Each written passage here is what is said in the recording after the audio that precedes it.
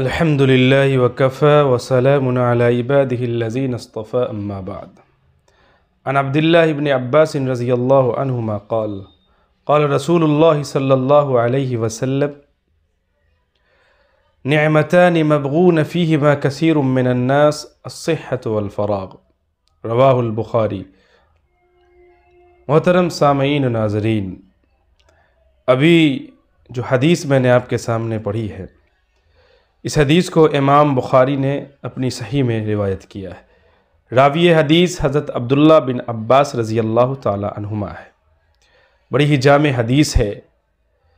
हज़रत अब्दुल्ला बिन अब्बास रज़ी अल्लाह ताला अन्हुमा बयान करते हैं कि अल्लाह के नबी जनाब मुहम्मदुर रसूलुल्लाह सल्लल्लाहु अलैहि वसल्लम ने इरशाद फरमाया कि दो नेमतें ऐसी हैं जिनके ताल्लुक़ से लोगों की अक्सरियत गाफिल है। मेजॉरिटी ऑफ द पीपल, लोगों की अक्सरियत इस दो नेमतों को लेकर गफलत में पड़ी हुई है, इस पर ध्यान नहीं दे रही है, इसके मुताबिक जिंदगी नहीं गुजार रही है और इन दो नेमतों को बर्बाद कर रही है। उसका सही इस्तेमाल, सही तरीका उसको इस्तेमाल नहीं कर रहा। जो अल्लाह तबारक व तआला से की तरफ से दिया गया बेश बहा और कीमती नेमत है, वो दो नेमत क्या है? अल्लाह के नबी सल्लल्लाहु अलैहि वसल्लम ने फरमाया अस्सिह्हतु वल फ़राग़।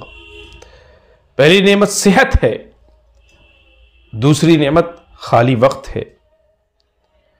सेहत बहुत कीमती नेमत है अल्लाह की। हम दुआ करते हैं कि जो लोग बीमार हैं, बीमारी में मुब्तला हैं, अल्लाह रब्बुल इज़्ज़त उन्हें सेहत कामिला आजिला दायमा अता फरमाए। और जिन लोगों को अल्लाह तबारक व तआला ने सेहत दी है, हट्टे कट्टे हैं, कोई बीमारी उनको नहीं है, तो अल्लाह तबारक व तआला उन्हें उस सेहत को गनीमत समझने की तौफीक इनायत फरमाए कि जो सेहत मिला है वो एक कीमती नेमत है, एक गनीमत है। कि अल्लाह के नबी सल्लल्लाहु अलैहि वसल्लम ने दूसरी हदीस में इरशाद फरमाया वसिहत क़ब्ल सक़मिक, कि पांच चीज़ों को पांच चीज़ों से पहले गनीमत समझो। उनमें से एक चीज़ आपने फरमाई कि सेहत को अपनी बीमारी से पहले गनीमत समझो, इससे पहले कि तुम्हें बीमारी पकड़ ले, ऐसी बीमारी में तुम मुब्तला हो जाओ जो बीमारी तुम्हें कब्र तक पहुंचा दे, तुम कब्र तक पहुंच जाओ, मर्जुल मौत में मुब्तला तुम्हें कर दे। इससे पहले कि वो बीमारी तुम्हें लगे, सेहत अल्लाह ने दी है तो इसे गनीमत समझो और इस सेहत को अल्लाह की इबादत में, रियाजत में, उसके बताए हुए तरीक़ों के मुताबिक, उसकी फर्माबरदारी में, उसके दीन के गलबे के लिए, दीन के कामों में उसको इस्तेमाल करो। क्योंकि अल्लाह रब्बुल इज़्ज़त ने सेहत दी है तो अल्लाह रब्बुल इज़्ज़त उसके बारे में क़यामत के दिन पूछेगा। आज आप देखें कि लोग सेहत जैसी कीमती नेमत को बर्बाद कर रहे हैं। कोई बदकारी में बर्बाद कर रहा है, कोई गलत काम में बर्बाद कर रहा है, कोई इधर उधर में अपनी कीमती सेहत को बर्बाद कर रहा है, जबकि अल्लाह के नबी सल्लल्लाहु अलैहि वसल्लम ने इसे अल्लाह की नेमत करार दिया है हदीस। और जो अल्लाह की नेमत है तो अल्लाह की दी हुई नेमत के बारे में अल्लाह रब्बुल इज़्ज़त सवाल करेगा। वला तुसअलुन्ना यौमइज़िन अनिन नईम, अल्लाह रब्बुल इज़्ज़त ने कुरान में कह दिया है कि जो नेमत उसके बारे में हम ज़रूर पूछेंगे, सवाल करेंगे। तो इंसान को जवाब देना होगा कि आखिर उसने उस नेमत की नाकदरी की कि उसकी कदरदानी करके उसके मुताबिक ज़िंदगी गुजारता रहा, उसकी कदरदानी करके उसको सही इस्तेमाल उसका करता रहा, ये अल्लाह रब्बुल इज़्ज़त पूछेगा। दूसरी जो कीमती शय है जो इस हदीस में बयान की गई वो है वल फ़राग़, यानी खाली वक्त। वक्त, आज इंसान वक्त को बर्बाद कर रहा है, सही वक्त का इस्तेमाल नहीं कर रहा है। आप देखिए, लोग चौराहों पर बैठ के वक्त बर्बाद करते हैं, फिल्मों में बैठकर वक्त बर्बाद करते हैं, सिनेमा हॉल में बैठकर वक्त बर्बाद करते हैं, थिएटर में बैठकर वक्त बर्बाद करते हैं, होटलों में बैठकर वक्त बर्बाद करते हैं, लायानी गुफ्तगू में, लायानी कामों में बैठकर वक्त को बर्बाद कर देते हैं, और उन्हें अल्लाह की इस कीमती नेमत का ज़र्रा बराबर भी एहसास तक नहीं है कि अल्लाह ने इतनी बड़ी और इतनी कीमती नेमत हमें अता की है, और इस नेमत के बारे में अल्लाह हमसे पूछेगा, हम क्या जवाब देंगे? अल्लाह रब्बुल इज़्ज़त की तरफ से दिया गया अजीम तोहफ़ा है, अजीम नेमत है, ये बेशकीमती सरमाया है ये वक्त। लिहाजा इंसानी ज़िंदगी भी इसकी बहुत अहमियत है, लिहाजा इसको इंसान अहम समझे। जो वक्त को काटता है वक्त उसे काट देती है।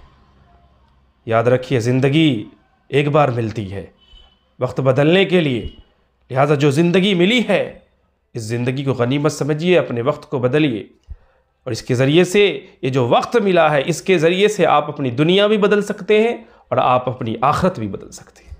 लेकिन फिर ज़िंदगी जब ख़त्म हो जाएगी तो आपका वक्त ख़त्म हो जाएगा। दूसरे अल्फाज में ये कहा जाए कि वक्त ही ज़िंदगी है। जो ज़िंदगी इंसान गुजार रहा है वक्त ही ज़िंदगी है। वक्त ख़त्म, ज़िंदगी ख़त्म। ज़िंदगी जब ख़त्म होती है इंसान दुनिया से चला जाता है, यानी कि जो वक्त अल्लाह ने उसे दिया होता है दुनिया में ज़िंदगी गुजारने का, वो वक्त, वो मोहलत ख़त्म हो गई और वक्त अजल आ गया, और इंसान इस दुनिया से अल्लाह रब्बुल इज़्ज़त के पास, अपने मालिक हक़ीक़ी, खालिक हक़ीक़ी के पास चला जाता है। तो वक्त की क़द्र व मंजिलत को समझिए। हमारे असलाफ़ की ज़िंदगी को आप देखिए, पढ़िए, उनकी ज़िंदगी में बहुत चीज़ें मिलेंगी, लेकिन एक चीज़ बहुत ही नुमाया नज़र आएगी, वो चीज़ है वक्त की अहमियत। वो लोग वक्त को इतना, वक्त का ख़ास ख्याल रखते थे कि एक एक इल्म सीखने के लिए, एक एक हदीस लेने के लिए वक्त की बहुत अहमियत उनके नज़दीक होती थी। वक्त को बर्बाद नहीं करना चाहते थे। लिहाजा वक्त बहुत कीमती शय है, इसे बर्बाद न करें, बल्कि इसको अच्छे कामों में लगाएं, अल्लाह की इबादत में लगाएं, दीन के कामों में लगाएं। यूं ही ज़ाया बर्बाद कर देने से बाद में इंसान कफ़े अफसोस मलता रह जाता है, मलता रह जाता है, और उसे बड़ी ही नदामत होती है, काश कि हमने गुज़श्ता अदवार में जो वक्त को बर्बाद कर दिया, अगर उसे हम बर्बाद न किए होते तो आज हमारे पास ये चीज़ें होती, आज हम भी अच्छे होते, आज हमारे पास भी सेहत होती, आज हमारे पास भी हर चीज़ होती। लिहाजा वक्त बर्बाद करके इंसान को हमेशा नदामत ही होती है, हमेशा खसारा ही होता है, नुकसान ही इंसान पड़ता है, घाटे में पड़ जाता। इमाम इब्न हजर अस्क़लानी रहमहुल्लाह ने फ़थुल बारी में इब्न अल-जौज़ी का कौल नकल किया है। फरमाते हैं, आज से 750 साल पहले की बात है, वो अपने वक्त के उलमा के बारे में फरमा रहे हैं। फरमाते हैं कि इंसान को अल्लाह तबारक व तआला वक्त सेहत देता है, सेहत दे रहा है, ला यकून मुतफर्रिगा, लेकिन उसको वक्त नहीं होता है। सेहत है लेकिन तंदुरुस्ती है, लेकिन वक्त नहीं है कि वो अल्लाह की इबादत करे। इतना बिजी है, इतनी मशगूलियत है कि वो अल्लाह की इबादत के लिए वक्त नहीं निकाल पा रहा है। अल्लाह की रियाजत के लिए, दीन के कामों के लिए उसके पास वक्त नहीं है। लेकिन जब अल्लाह रब्बुल इज़्ज़त उसे वक्त दे देता है और उसके बाद खाली वक्त रहता है, तो उसके पास सेहत नहीं रहती है। सेहत उसकी बाकी नहीं रहती कि वो इस तरीके से दीन का काम कर सके, अल्लाह की इबादत कर सके। वो चाह कर भी अल्लाह की इबादत नहीं कर पाता, क्योंकि जब अल्लाह ने उसे वक्त दिया, सेहत दी थी, तो वो अपने औकात को दूसरे कामों में लगा के रखे हुआ था, दुनियावी कामों में। और आज जब सेहत उसकी गिर गई, आज उसके पास वक्त है, तो सेहत उसके पास नहीं है कि वो चाह कर भी अल्लाह की सही तरीके से इबादत और रियाजत नहीं कर पा रहा।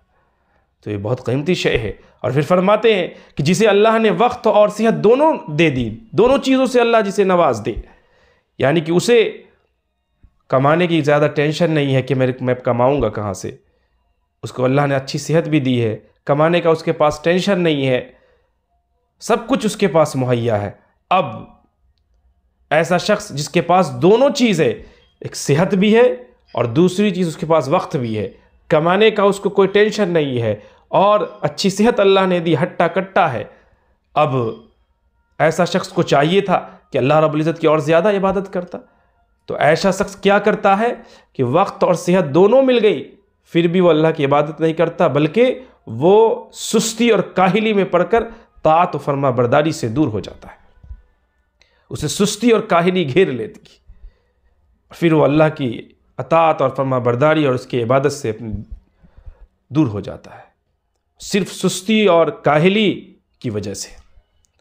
लिहाजा जो वक्त मिला है, जो सेहत मिली है, उसे गनीमत समझिए।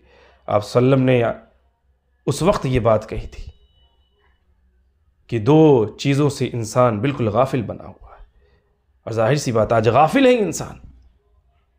अब सहाबा की ज़िंदगी को पढ़िए, असलाफ़ की ज़िंदगी को पढ़िए। मैं एक वाक़या बयान करता हूँ, असलाफ़ की ज़िंदगी में वक्त की कितनी अहमियत थी और अल्लाह रब्बुल इज़्ज़त ऐसे शख्स को कितना इज़्ज़त देता है। यहया बिन मुईन, ये हदीस के बहुत बड़े इमाम और उस्ताद हैं। यहया बिन मुईन रहमहुल्लाह, इनके बारे में अली बिन मदीनी, इमाम अहमद बिन हम्बल, इनका कौल है, बड़ा ही ज़बरदस्त कौल है कि यहया बिन मुईन रहमहुल्लाह, इन्हें अल्लाह के नबी सल्लल्लाहु अलैहि वसल्लम की हदीस लिखने का इतना शगफ़ था, अल्लाह के नबी से इतनी सच्ची मोहब्बत थी इन्हें। इनसे सही इमाम बुखारी, इमाम मुस्लिम, इमाम तिरमिज़ी, अबू दाऊद और न जाने कितने बड़े बड़े अइम्मा मुहद्दिसीन ने इस्तिफ़ादा किया है। ये वो इमाम है। इनके बारे में अली बिन मदीनी बयान करती है कि इन्होंने 10 लाख हदीसें अपने हाथों से लिखी और एक हदीस को 50 बार लिखा।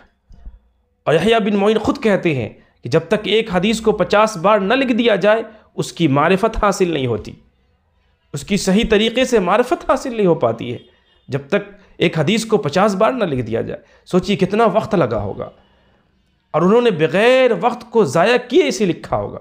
अगर वक्त ज़ाया करते तो इतनी हदीसों को न लिख पाते, और एक एक हदीसों को 50 बार न लिख पाते। तो 50 बार एक एक हदीस को लिखा और 10 लाख हदीसें अपने हाथों से लिख दी।